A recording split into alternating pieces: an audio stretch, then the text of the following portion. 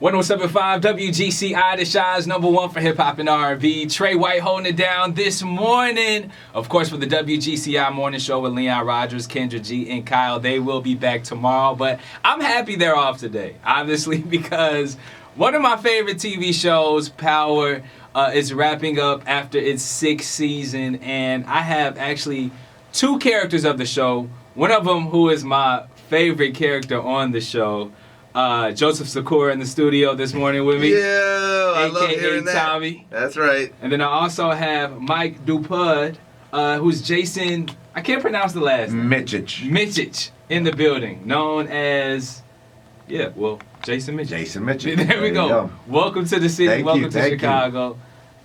You know, obviously I was expecting one person here, but we have 2, which is really good because you are also a character on the show. I didn't really connect with that much. You know, you were the villain of the show, but I really did love your character. But he's from Chicago in the show. Yes, from Chicago. I can't pronounce it. Sorry. Serbian so early in the morning. Serbian drug lord. I mean, 6 seasons of this show. Did you guys... when you first signed up for the show, Joseph, did you expect the success and fan base of it to be so big? I don't expect or even think about anything like that when I'm tackling a role. So as a fan, after the first season, I thought the first season was really fun television. So I knew that it had a chance, coupled with the incredible storytelling and writing of Courtney A. Kemp, our show's creator. Gary Lennon, the co-showrunner, and of course Curtis 50 Cent Jackson, who's a marketing genius. The show Power, you saw, as a fan from day one, you saw that it was a grassroots movement. Yes. People that loved the show. I think I often say they came for 50 Cent, they stayed for us.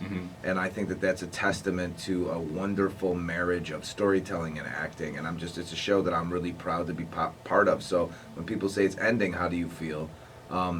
The other side of the coin to that question that you're asking, I say that it's bittersweet, because to be part of something that not only affected the culture, but American culture and culture around the world is a badge of honor. So when people always call you Tommy, how did that, I say, hey, listen, call me Joseph, call me Tommy, just call me.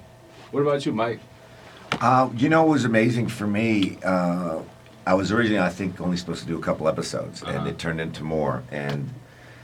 But again, like I tell everybody, as soon as I got on that show, on Power, Joseph was the best guy to work with right off the bat. He really embraced me, and everybody else, like Gary Lennon and Courtney, and so I was very lucky to be part of that. And his scenes with Omari are fantastic. Right. And that turned out, that was a little change where it went from Jason being with Tommy all the time to Jason being with Omari, with Ghost, and it was great. But the interesting thing about it is how you said it touched cultures and cross cultures. And in Canada, I'm from Canada, and when I go to Montreal or even Vancouver or Toronto, Power is a huge show there as well. So I was really proud to be a part of that because it was big in Canada as well. So, very fortunate to be a part of such a big show and such a great show. Now, obviously, this is the final season, season 6. Is it 2 more episodes left? 2 more episodes. So I have to ask, straight up the bat, who shot Ghost? No, I can tell you. Do you want me to tell the audience right now? Yes. Yeah? It's going to ruin it for them. So I think that I don't care. You know what? I believe that you care more about your audience than you're telling us right now. Well, I do, but, it's the burning question. Yeah, it is and the burning question. And I need the answer that everybody is asking. Well, you know that it's not Tommy or Jason. Right. We know that. I will give you a hint. Our one of our wonderful PR reps here named Ray let me borrow this, and I will tell the audience this. Okay. This is a big hint. This is you are the person who killed Ghost. Their name begins with a T. Is it Tasha? Oh. It's either Tasha, Tariq, or Tate. Okay. Those are the last 3 people of the last episodes that we got. So, can I ask this? Is it not Ramona? Ramona is part of Tate's camp, so I'm not going to count her out. Okay. And maybe she was an accomplice to this murder. Okay. Well, I think that's an exclusive. I think that's an exclusive. That was good. You know, I've been watching interviews. You haven't said that much for other people. That's a lot. That's a lot. It's early in the morning. I'm back in Chicago. You never know what's gonna come out. We got that hometown exclusive. There you go. Now, yesterday's episode, honestly, was one of the best episodes of the series to me. It was, I mean, your storyline, obviously, I love that. But yesterday's episode, it showed a high point, a low point, and then everything in between. Yeah, and everything in between. I think that we're used to seeing Tommy as a catalyst or an engine for action. And because this whole episode was just Tommy, primarily, there was a chance for the character to breathe and think. And I think that's a testament that the fans, because of the reaction, are saying, yeah, we like to see this person slow down. We like to see this person think, and allowing them to see what makes him tick, just through the eyes, not necessarily through this emotion or words.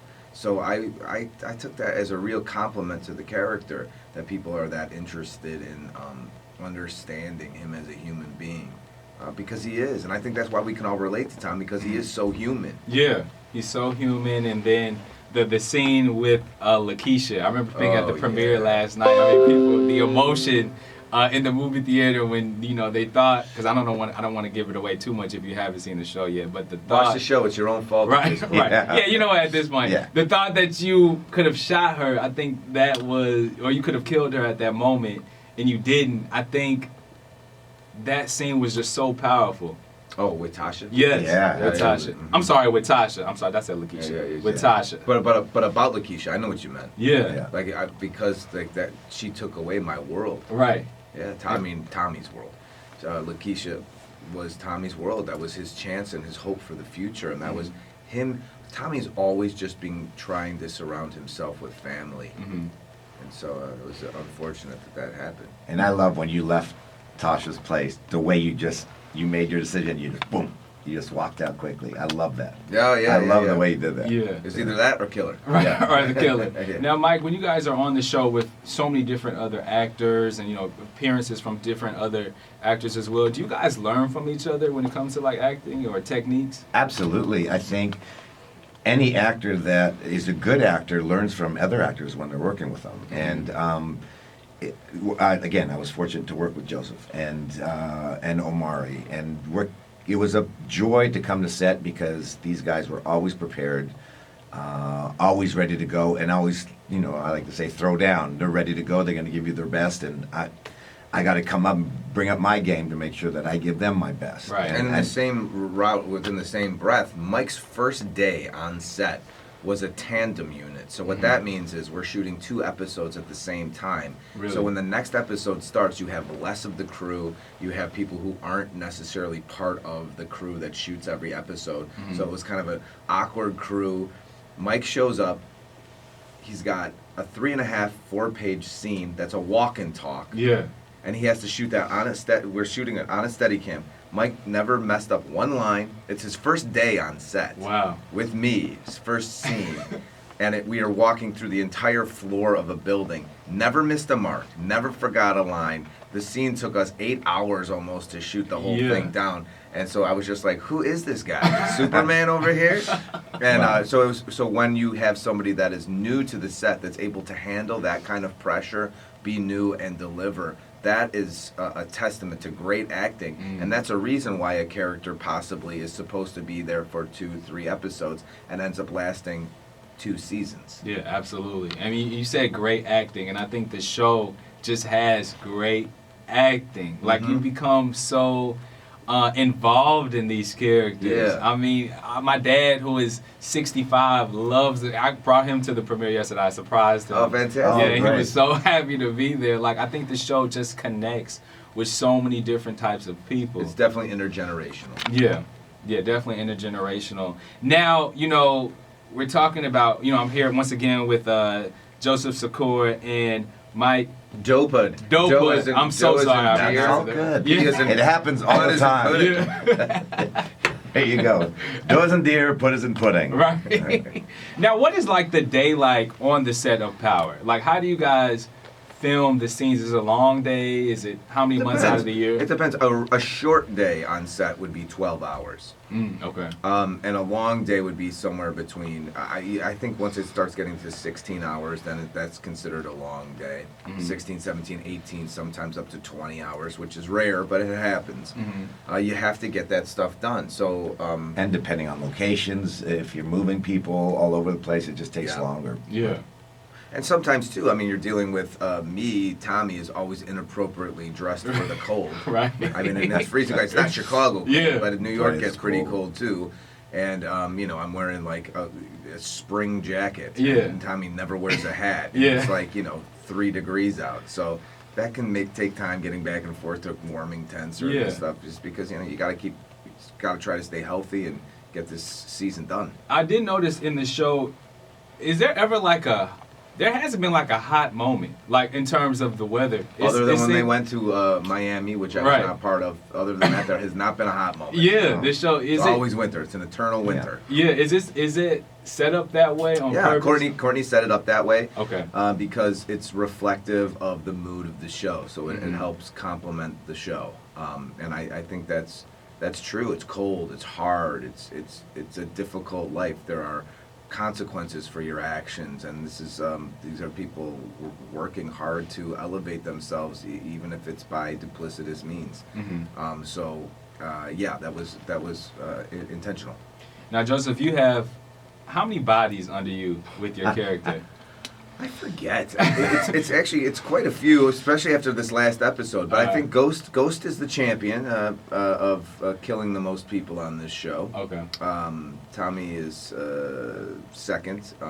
I think Tommy's just more brutal. Brutal. Okay. What about you? I had a couple, I think. 3?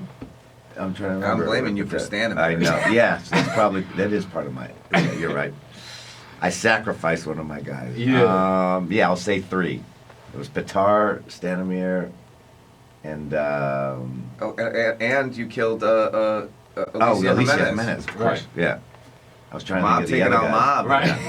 Right. Yeah, that was a little cold. And I wish I could say Ana de la Reguera even better than that, but she is such a tremendous actor who played Alicia Jimenez, and it was just such a joy to work with her as well. When you guys are actors, do you get emotionally attached to these characters? Like, are there, you out here killing all of these people, you're going through these different emotions, talking to your mom, crazy. Sure, or when Lakeisha dies, do I get emotionally attached? Or when Holly dies, played by Lucy Walters, and Lakeisha played by Lala Anthony. Yeah, they're my friends. So when people say in that last scene with Ghost dying, how did Tommy get so emotional and tender and all that stuff? It's like, I'm saying goodbye to my friend. Right. I mean, I'm not going to be working with Omari anymore. Right. His career path is going to go one way, and he lives in a different city than I do, and so it's it was sad. So some of that was easy to come up with. So I think when anybody dies that you on a show, you know that you're not going to be working with them. You're not going to have this intimate relationship as much as you've had with them before. So. And these are very professional relationships, but they're intimate by the way that you're sharing emotions and you're creating art, and that becomes an intimate situation. So once again, there are 2 more episodes left. Yes, sir. We're gonna find out who kills Ghost. You are. We are gonna find out who kills absolutely. Ghost. Is Tommy's character going to continue, or is it... I can neither confirm nor deny that Tommy's character is going to continue. In the world of power, his character continues. He's in the Mustang, and he is driving off to California. And he's going to try to get there. Yeah, I loved how they played Warren G. regularly. Oh, man. That was so good. Yeah, you got to let me ride. Yeah. When you do these characters real quick, and for you too, when you out here killing people or you get in the mindset, what's on your playlist? A lot of different. I have a lot of different stuff on the playlist. I mean, I kind of have a song for each season, quite honestly. Okay. Season 1 was definitely Eric B. and Rakim's "Let the Rhythm Hit 'Em," but my season 3, which was an interesting season for Tommy, is I will say this: it's a Chicago artist who has fallen out of favor. And the song was off the Black Panties album. Oh, okay. all I can say is that I can't keep it on rotation anymore. My wife won't let me have it. Really? What about you? Wait, hold on. I will say I think that was the hardest part about that whole situation with that particular person, especially being from Chicago. You just feel so connected with this person. You're just like, man, I've been like, man. Yeah. Do you remember we had a great talk about that? Yeah, in the car, Omari, you and me. In one of the scenes, we were sitting in the car. It was cold, and we were all sitting together, and then we started talking about it, and didn't know how to deal with it. Separating the artist from the action. The artist. Because if you did that throughout history, we would not be able to like listen to anything. Anything. Yeah. And we wouldn't be able to like appreciate so much of the art and like, oh, this person was like this or this. So it's hard to judge. But I'm gonna listen to the wife. Now, Mike, what's next for you? Well, there's a few things I'm working on, so I can't really talk about two of them. And then looking for the next project. But we've got some irons in the fire. You said three, so we'll talk about one of them. Well, I did a show called, another show called Blood and Treasure. That's on CBS, and that'll be out, I believe, in the summer. Okay. And the other two I can't really say. Okay. Sorry, I'm not gonna press you. See, you did put me on the spot. Did you see that? One thing that really resonated with me yesterday, Joseph. Yesterday you said at the premiere that, you've been on 30 auditions. I have had 30 auditions since the end of Power, which ended, I believe, the 24th of June.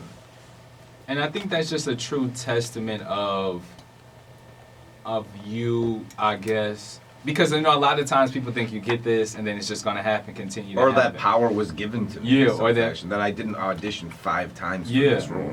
Yeah. So what keeps you motivated? I've been doing this for 32 years. Part of it is habituation, the habitual nature of auditioning and just I'm a Chicagoan, man. Rub some dirt on it. Yeah. Keep it going. Protect your neck and keep going forward. Yeah. And it's just a very difficult career. Whenever I give advice to young actors, I always say, if there is anything else you want to do, you should do that. Yeah. Ain't that the truth? Yes. It's a tough gig, and you're reminded of that every day because, like Joseph said, he's had 30 auditions. So that means if you didn't get, you got 1 out of 30, so 29 times you're being rejected. And that's pretty good. And that's actually a decent. I've had 100 auditions. Wow. And not gotten anything. That was almost a year of not getting one job.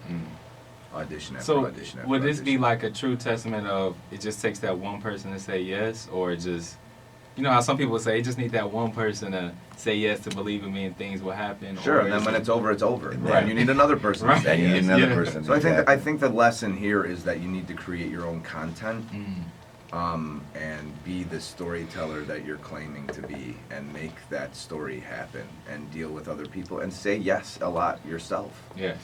You got to get that work, and work begets work. So do the student film. I mean, I'm a graduate of Columbia College Chicago, so when I was going to college, we were very much encouraged not just to do collegiate stuff, but to do professional stuff, to seek that out, because this is a wonderful institution that is professionals teaching students who are in the industry. It's a great school to go to learn, and so that helped me go from project to project to project. Once again, Joseph Sikora, thank you so much for coming through this morning. Pleasure to be here. Thanks for having Mike us. Dupod. Very good. Thank you so much for coming. It's a pleasure to meet you both. Definitely looking forward to see the next 2 episodes of Power Season 6. Power never ends.